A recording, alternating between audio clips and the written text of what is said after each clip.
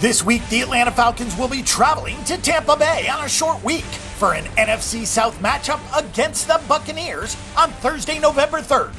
The Falcons hold the lead and a little bit of a cushion in the division, and a win here would be really significant in terms of their win expectancy for the division and a playoff berth. They are 4-point road favorites, so the oddsmakers are certainly giving the Falcons a telling measure of respect this week. Head coach Dan Quinn let the NFL know that he was not happy about facing 3 straight teams with additional time to prepare. Atlanta has not covered the last 2 weeks, but they are 5-3 both straight up and against the spread. When the Falcons needed a big play against the Green Bay Packers this past Sunday, they called upon Matt Ryan. With Tevin Coleman out and not a lot of running room, the Falcons got a near flawless performance from Ryan. Matty Ice was 28 of 35 for 288 yards and 3 touchdowns. It was enough to grab a comeback win over the Packers, despite Aaron Rodgers' best showing of the season with 4 touchdowns. Ryan has completed 69.2% of his passes with a 19-4 touchdown interception ratio. The status of Tevin Coleman is up in the air with the short week, but Devonta Freeman is poised for a big game. The Falcons have scored 37 more points than any other team in the NFL and have gained 120 more yards than any other team. At this rate, Kyle Shanahan will be a head coach very soon. Unfortunately, only the Cleveland Browns have allowed more points than the Atlanta Falcons defense. Atlanta has given up 231 points this season and the 4th most yards in the NFL. The Falcons defense is about average in yards per play. It's just that they have had the most defensive snaps of any team. Opposing quarterbacks have completed 68% of their passes against the Falcons.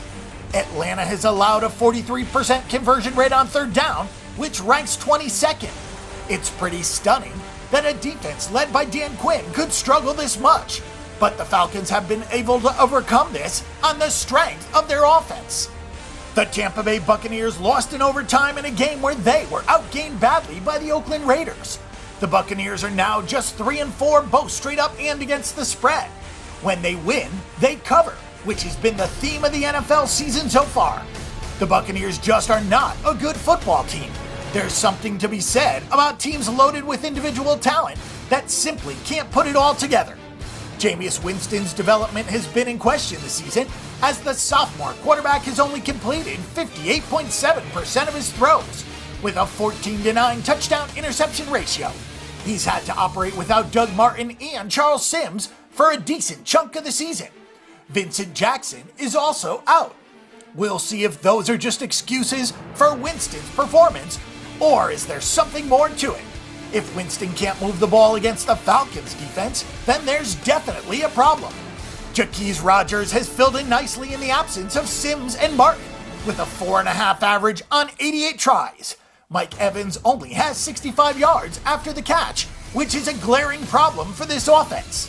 The only way to make a marginal offense worse is to pair it with a bad defense. Mike Smith is way over his head once again as a defensive coordinator. Smith has a ton of talent to work with, particularly in the front 7, yet the Buccaneers have allowed 27 points per game and almost 6 yards per play.